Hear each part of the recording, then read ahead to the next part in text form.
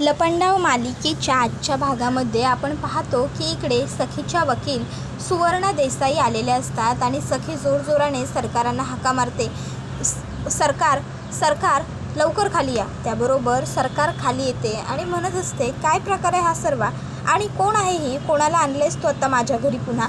त्याबरोबर मग आता सखीची वकील म्हणायला लागते की मी सुवर्णा देसाई, सखीची वकील. त्याबरोबर लगेचच सुवर्णाला मनस्विनी म्हणू लागते, ओ अच्छा आय सी, तू आहेस का ती सुवर्णा देसाई. ज्याप्रमाणे एखाद्या सोसायटीखाली किंवा बिल्डिंगखाली लोक वॉचमन ठेवतात ना, त्याचप्रमाणे कोर्टाने या सुवर्णा देसाईला ठेवलं आहे कोर्टाच्या बाहेर. आजपर्यंत ना एकही केस हिने जिंकलेली आहे ना काय. 10 वर्ष तीच जागा फक्त तिथेच बसून असते, बरोबर ना.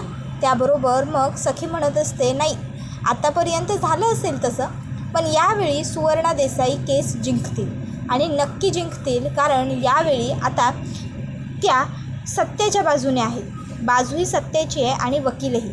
त्याबरोबर मग सुवर्णा देसाई म्हणत असते, तर तुमच्यावरती आरोप आहेत की तुम्ही मनस्विनी कामत असून तुम्ही माझ्या अशिलाला तेजस्विनी कामत म्हणून फसवलेलं आहे आणि तिची सगळी प्रॉपर्टी तुमच्या नावे करून घेतलेली आहे. त्याबरोबर मनस्विनी म्हणते, मीच आहे तेजस्विनी कामत, काय म्हणणं आहे तुमचं. त्याबरोबर सखी म्हणते, खोटं साफ खोटं. काहीच वाटत नाही का तुला खोटं बोलताना. थोडी तरी लाज वाटून घे गं इतकं खोटं सरळ बोलताना. तू तेजस्विनी कामत नाही आहेस, तू मनस्विनी आहेस आणि तू माझ्या आईची फक्त जागा घ्यायला आली आहेस, समजलं ना. त्याबरोबर मग लगेच इकडे मनस्विनी म्हणू लागते, पण हे सिद्ध करणार कसं. सखी, सांगितलं नाहीस का यांना मी सांगितलेल्या गोष्टी, DNA टेस्ट, परत फेस मॅचिंग, परत आणखीन बऱ्याच गोष्टी सांगितल्या होत्या ना मी. मग तरीही हे असं काहीतरी बोलशील का. आणि by the way Suvarna Desai, तू माझं काहीही बिघडवू शकत नाही. मला जर कोणी मनस्विनी म्हणून सिद्ध करू शकणार असेल तर ती एकच व्यक्ती होती, तेजस्विनी कामत, खरी तेजस्विनी कामत. पण नाही, आता तर ती या जगात नाहीच आहे. आणि राहिला प्रश्न मी मनस्विनी असण्याचा, तर हो आहे मी मनस्विनी आणि लुटली आहे मी हिची सगळी प्रॉपर्टी. लुटली आहे नाही, खरं तर मिळवली आहे. या सर्व प्रॉपर्टीवर ना खरं तर फक्त आणि फक्त माझाच हक्क आहे. राघवच्या जाण्यानंतर ही सगळी प्रॉपर्टी मी सांभाळली आहे, मी वाढवली आहे. ही कंपनी मी मोठी केली. नाहीतर तुझ्या दोन्ही काकांमध्ये अजिबात सामर्थ्य नव्हतं सखी की त्यांनी ही कंपनी सांभाळली असती किंवा चालवली असती. त्यांनी बँकेकडे गहाण ठेवली असती कंपनी, किंवा वेळेप्रसंगी तर विकूनही टाकली असती आणि मोकळे झाले असते. पण मी तसं न करता उलट ह्या कंपनीला वाढवलं, मोठं केलं आणि आता बघ तिचा केवढा मोठा वटवृक्ष झाला आहे ते. त्यामुळे मला सांगायचं नाही आहे सखी मी काय करायचं आणि काय नाही ते. त्याबरोबर मग सुवर्णा मनस्विनीच्या समोर उभी राहते. सुवर्णा म्हणत असते की तुम्हाला उगाचच्या उगाच खोटं नाटं बोलायला काहीच कसं वाटत नाही. सखी मॅडमच्या घरच्यांनी काय केलं असतं आणि काय नाही ते त्यांनी तेव्हा बघितलं असतं. पण ते सत्य हेच आहे की तू मनस्विनी आहेस आणि तू त्यांची फसवणूक केली आहेस.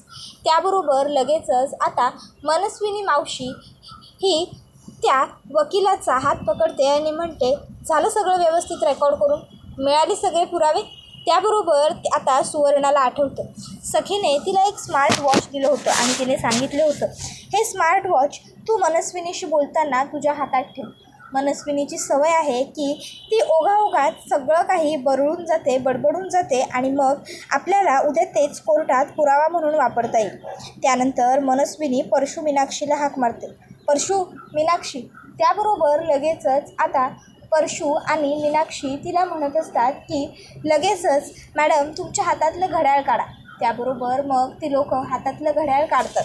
त्याच्यानंतर मनस्विनी सखीकडे येते. सखीला म्हणत असते, वाव खरंच आय इम्प्रेस्ड, चांगला प्लॅन होता, पण काय ना मला फसवण्यासाठी वर्क नव्हता.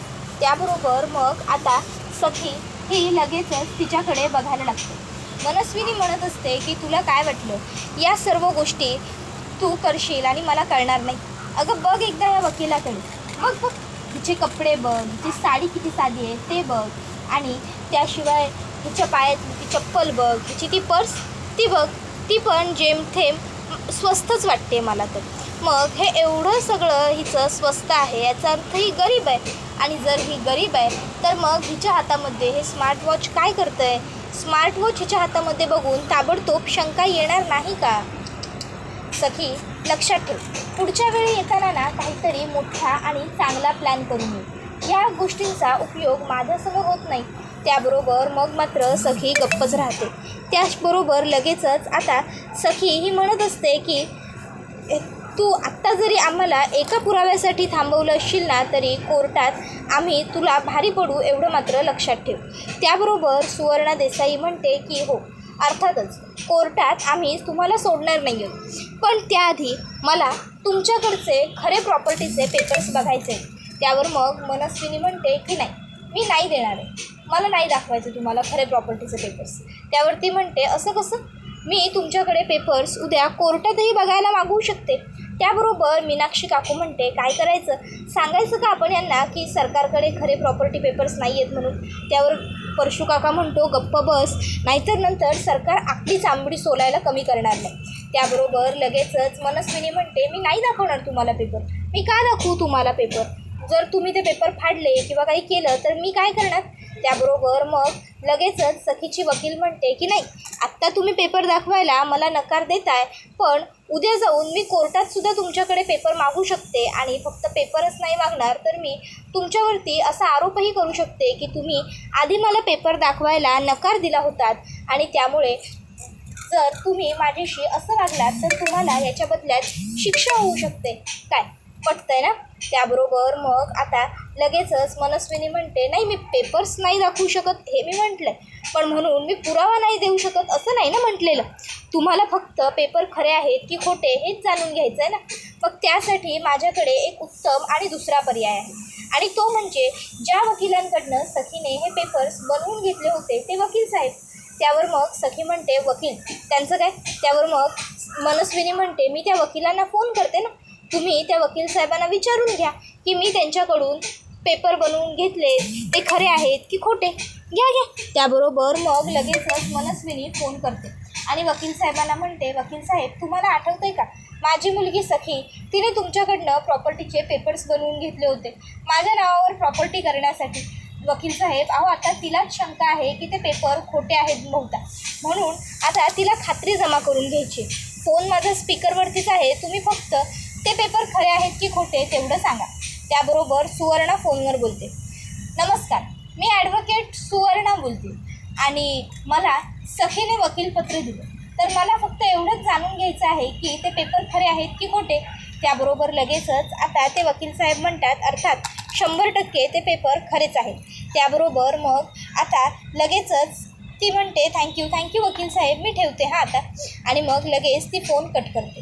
त्याच्यानंतर सखी म्हणत असते पण ही सगळी प्रॉपर्टी तुझी नाहीच आहे, त्यामुळे या सर्वाच्या बाबतीत मी तुला शिक्षा मिळवून देणारच, लक्षात ठेव, मी तुला नाही सोडणार.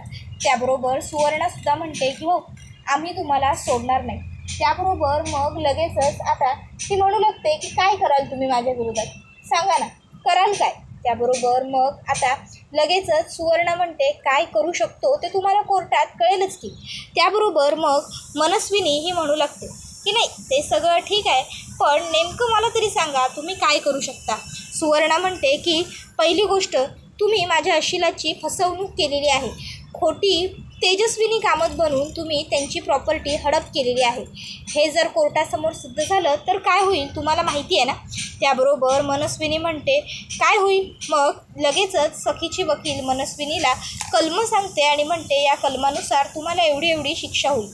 त्याबरोबर मनस्विनी म्हणते अच्छा, आणखीन पुढे? मग आता ती म्हणते की फसवणुकीच्या दाव्याखाली सुद्धा तुम्हाला अटक होऊ शकते, समजलं ना. त्याबरोबर मनस्विनी म्हणते नाही, लावा, माझ्यावरती वाटेल तेवढी कलमं लावा, पण कोर्टामध्ये जर मीच तुमच्या अशिलाच्या विरोधात पुरावे सादर केले आणि तुमचा अशील कसा वाईट आहे हे सिद्ध केलं तर तुम्ही काय कराल? त्याबरोबर मग आता लगेचच ती म्हणते म्हणजे नेमकं तुम्ही काय करणार आहात? त्याबरोबर मनस्विनी म्हणते कोर्टात मी सुद्धा पुरावेच सादर करेन, बाकी मी दुसरं काय करू शकते. त्याबरोबर मग सुवर्णा आणि सखी म्हणते कसले पुरावे, काय बोलताय तुम्ही? त्याबरोबर मनस्विनी म्हणते बरं टाइम प्लीज, आणि मग ती जाऊन ते फोटो वरून घेऊन येते आणि म्हणते हे बघ, हे सखी, तू ड्रग्स डील करतेस? त्याबरोबर गौतम काका म्हणतो, काय बोलताय तुम्ही हे सरकार? सखी असं काहीही करत नाही आणि ही गोष्ट आम्हाला सगळ्यांना व्यवस्थित माहिती आहे, तुम्हालाही माहिती आहे. त्याबरोबर मनस्विनी म्हणते, अरे काय बोलतोयस तू? छोटे भाऊजी, अहो बास.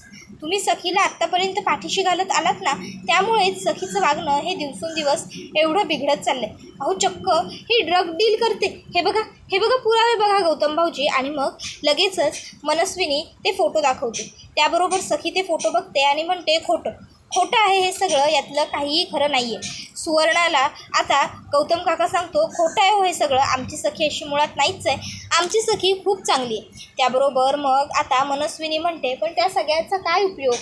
सांग ना, काय उपयोग? कोर्टात किंमत बोलण्याला नाही, दाखवण्याला असते. मी जर कोर्टामध्ये हे फोटो दाखवले तर हे सहज सिद्ध करू शकते की तू ड्रग्स डील करतेस. बघ हे फोटो बघ. त्याबरोबर ते फोटो बघून लगेचच सखीला आठवतं की त्या दिवशी तिच्याकडे मनस्विनी आली होती आणि मनस्विनीने तिला सांगितलं होतं की सखी, अगं रस्त्यामध्ये ना एक साईबाबांचं मंदिर आहे, तर तिकडे जाता जाता एवढा प्रसाद देशील का आणि मग पुढे जाशील का? त्यावेळी सखी म्हणाली होती की हो चालेल नाही, आणि मग ती त्या प्रसादाच्या पिशवीबरोबरच तिकडनं गेली होती. त्यानंतर मग आता दुसऱ्या बाजूला इकडे जी मनस्विनी होती तिने सखीला राघवचा फोटो आणण्याच्या दिवशीसुद्धा काही पिशवी दिली होती आणि तिला सांगितलं होतं की जा ही पिशवी ब्रिजखाली गरीब आहेत त्यांना देऊन टाक, तेवढंच राघवच्या नावाने पुण्य होईल ना. मग सखी ते सगळं आठवते आणि म्हणते, याचा अर्थ तेव्हापासून तू माझी फक्त फसवणूक आणि फसवणूक करतेस. खोटं किती खोटं बोलशील तू अजून माझ्याबरोबर? हे बघ, मी यातलं काही केलेलं नाही आहे मी, असं म्हणत सखी ते फोटो जोरात जमिनीवर फेकते आणि म्हणते, खोटं आहे हे सगळं, साफ खोटं आहे. त्यावेळी मग आता लगेचच गौतम काकासुद्धा म्हणतो की हो खोटं आहे, आमची सखी मुळात हे सगळं काही करणं शक्य नाहीच आहे. तोपर्यंत त्या ठिकाणी मीडिया आणि पत्रकार पोहोचतात. मीडिया येते. त्याबरोबर मनस्विनी म्हणते की पत्रकार, तुम्ही काय करता इथे? तुम्हाला इथे कोणी बोलवलं आणि मुळात तुम्हाला ते घरात कोणी सोडलं? त्याबरोबर सगळे पत्रकार म्हणत असतात की आम्हाला इथे सखी मॅडमनीच बोलावलं होतं, काही वेगळंच पाहायला मिळेल असं त्या म्हणाल्या होत्या आणि खरोखरच इथे आल्यानंतर आम्हाला खूपच काहीतरी वेगळं पाहायला मिळालेलं आहे. त्याबरोबर मनस्विनी रडण्याचं नाटक करते आणि म्हणते, बाप रे काय हे सगळं? सखी अगं काय गरज होती तुला मीडिया वगैरे गोळा करायची? अगं मी आई होते ना तुझी, एकदा माझ्याकडे यायचं होतंस आणि माझ्याजवळ सगळं काही बोलून दाखवायचं होतंस, मला सांगायचं होतं सखी सगळं, मी तुला या सगळ्यातून बाहेर काढलं असतं गं, अगदी व्यवस्थित बाहेर काढलं असतं तुला, ह्या सगळ्यात तुला अडकूच दिलं नसतं. पण तू काय करून बसलीस हे सखी, काय करून बसलीस? सखी अगं काय हे, कधी बिघडली तुझी एवढी संगत? कशी वागायला लागलीस तू अशी? तुला काहीच वाटलं नाही का गं? एकदा तरी माझा किंवा राघवचा विचार तुझ्या मनामध्ये आला नाही का? तुला असं वाटलं नाही का की आपण हे सगळं वागलो तर आपल्या आईबाबांना काय वाटेल म्हणून, ते किती दुःखी होतील म्हणून? कसं वागू शकतेस गं सखी तू असं? आणि छोटे भाऊजी, तुम्हाला माहिती आहे का ही सखी कुठला पैसा वापरते या सर्व कामांसाठी? अहो ही आपल्या कामत ग्रुप ऑफ इंडस्ट्रीचा पैसा वापरते आणि त्याच्यामुळे आपलं नुकसान होतं हो बिझनेसमध्ये सुद्धा. नाही म्हणजे शेवटी काहीही असलं तरी तो पगार, ते पैसे कामगारांचे आहेत आणि कामगारांना त्यांना त्यांचा हक्क मिळवून द्यायलाच हवा ना. त्याबरोबर मग आता लगेचच पत्रकार हे सुद्धा ते प्रकरण उचलून धरतात. पत्रकार म्हणत असतात, काय मग सखी कामत मॅडम, तुम्ही आम्हाला जे म्हणाला होतात ते हेच आहे का? हेच पाहायला मिळणार होतं का आम्हाला आज? त्याबरोबर मग सखी म्हणते, नाही, हे बघा प्लीज तुमचा गैरसमज होतो आहे, प्लीज तुम्ही थांबा. त्यावर मनस्विनी म्हणते, सखी अगं बास, आणखीन किती खोटं बोलशील? खोटं बोलताना तुझी जीभ कशी वथरत नाही? त्याबरोबर ते जे पत्रकार असतात ते सखीला प्रश्न विचारू लागतात, सखी मॅडम तुम्हाला हे सगळं वागताना काहीच वाटलं नाही का? कामत ग्रुप ऑफ इंडस्ट्रीची एकुलती एक वारस हे असं काही वागू शकते का? तुम्ही तुमचा सर्व पैसा हा असा वाया घालवताय का? तुम्हाला हे सगळं करताना तुमच्या आईवडिलांच्या अब्रूची अजिबात काळजी वाटली नाही का? त्यावेळी सखी म्हणते, थांबा, खोटं आहे हे सगळं. पण पत्रकार काही थांबतच नसतात. त्यावेळी मग आता गौतम काका मध्ये पडतो आणि म्हणतो, बास काय चाललं आहे तुम्हा सगळ्यांचं हे? प्लीज थांबवा हे सगळं. सखी सांगते ना की हे सगळं खोटं आहे म्हणून, मग तरीही तुम्ही तिला एवढं प्रेशराईज नाही करू शकत. थांबवा हे सगळं प्लीज. त्याबरोबर मग आता लगेचच तिकडे आता सखीची जी वकील असते ती सुद्धा उभी असते. मग सखीला पत्रकार म्हणत असतात की बोला मॅडम, आम्हाला उत्तरांची अपेक्षा तुमच्याकडून आहे, बोला, आमच्या प्रश्नांची उत्तरं द्या. त्याबरोबर आता मग मीडिया ह्या सगळ्यांनाच गौतम काका हकलवतो आणि म्हणतो निघा इकडनं आणि यातलं काहीही खरं नाही आहे, लक्षात ठेवा सगळं खोटं आहे, निघा निघा. आणि मग गौतम काका सगळ्यांना हकलवून लावतो. त्याच्यानंतर मग सखी म्हणत असते फसवलेस तू मला, फसवून करून घेतलं आहेस तू, हे सगळं खोटं आहे, हे सगळं हे तुलाही माहिती आहे आणि मलाही. त्याबरोबर मनस्विनी म्हणते तेच तर, हे फक्त तुला माहिती आहे आणि मला, त्या व्यतिरिक्त हे कोणालाही माहीत नाही आहे. कोर्टात फक्त पुरावे बघितले जातात, फक्त पुरावे. ते पुरावे कसे आलेत, कुठून आलेत, काय आलेत याच्याशी कोणाचं काहीही घेणं देणं नसतं. कोर्टात महत्त्वाचं काय आहे, पुरावा. आणि माझ्याकडे पुरावा आहे सखी की तू ड्रग डील करतेस. मग आता काय करू शकतो आपण. त्याबरोबर मग आता लगेचच गौतम काका हा सखीच्या वकिलाला विचारतो मॅडम आता ह्या सगळ्यामध्ये काही तोडगा आहे का, आपण प्रॉपर्टी परत मिळवू शकतो का सखीची. त्यावेळी मग वकील मॅडम सखीच्या खांद्यावर हात ठेवतात आणि म्हणतात की सखी मॅडम माफ करा मला, पण नाही, आपण तुमची प्रॉपर्टी नाही परत मिळवू शकत. मला तर आता एकही मार्ग शिल्लकच दिसत नाही आहे खरंच, पण सॉरी. आणि मग त्या वकील मॅडम तिकडनं निघून जातात. आता त्या तिकडनं गेल्याच्या नंतर मनस्विनी खुश होते आणि म्हणते बघितलंस, काही उपयोग झाला नाही आहे तुझा माझ्यासमोर येऊन उभं राहण्याचा. माझ्यासमोर तुझा निभाव ना लागला होता, ना लागणार आहे, ना लागू शकणार. लक्षात ठेव. एक काम करत का नाहीस तू, जा आणि जरा पाणी घे आणि पाण्यामध्ये बुडून जा, कारण मुळात तुझा ना काही उपयोगच नाही आहे. जीव दे जीव. तू काही करू शकत नाहीस, तू काहीच करू शकत नाहीस. तू निराधार आहेस, तू बेसहारा आहेस, समजलं ना. तुझ्याकडे पुन्हा एकदा काय उरलं आहे, फक्त ठेंगा. कळलं का, ठेंगा.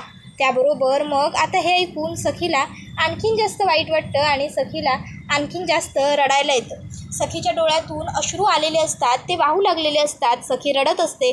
मनस्विनी मात्र तिच्या या सर्व प्रकरणाचा फायदा घेत असते. मनस्विनी तिच्यावरती हसत असते आणि सखी मात्र रडत असते.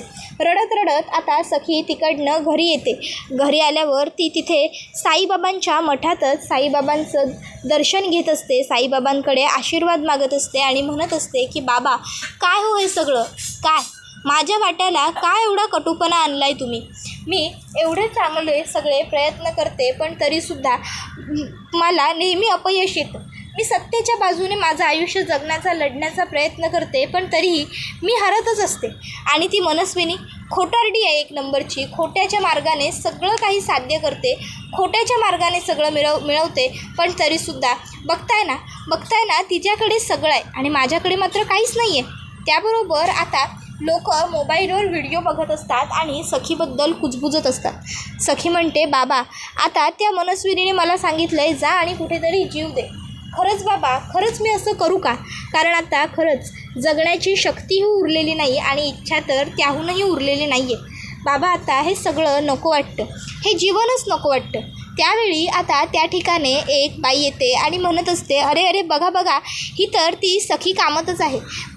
तिथे ड्रग्स विकते इनलिगली आणि इथे तर बघा देवाच्या समोर भीक मागते, देवाच्या समोर साळसूतपणाचा आव आणते. त्याबरोबर सखी म्हणते काय बोलताय तुम्ही हे ताई, प्लीज विचारपूर्वक बोला, मी असं काही केलेलं नाही आहे. त्याबरोबर मागून 2 पुरुष येतात आणि सखीच्या खांद्यावरती हात ठेवतात. सखी त्या पुरुषांना घाबरते कारण ते पूर्णपणे नशेत असतात, दारू वगैरे प्यायलेले असतात. तर इकडे मनस्विनी हे सगळं काही बघत असते. मनस्विनी म्हणत असते की उद्या त्या सखीची वरात निघणार, माझ्या वाकड्यात जाण्याची तिने खूप मोठी चूक केली. दुसऱ्या दिवशी घरी पोलीस येतात आणि सखीला म्हणतात की आम्हाला तुमच्या घराची झडती घ्यायची आहे. त्याबरोबर पोलीस झडती घेतात आणि मग घरात ड्रग्ज सापडल्यामुळे सखीला आता पोलीस अटक करतात. त्याबरोबर आता पोलिसांनी सखीला अटक केल्यावर कबीर त्यांना थांबवण्याचा प्रयत्न करत असतो. सखी ओरडत असते मी काही केलेलं नाही आहे. त्याबरोबर हा व्हिडिओ इथे संपतो. व्हिडिओ आवडला असेल तर व्हिडिओला लाईक करा, चॅनलवर नवीन असाल तर चॅनलला सबस्क्राईब करा आणि बेल आयकॉन आठवणीने प्रेस करा, जेणेकरून तुम्हाला पुढच्या प्रत्येक व्हिडिओचं नोटिफिकेशन मिळत जाईल आणि सर्व व्हिडिओंचा आनंद अगदी उत्तम पद्धतीने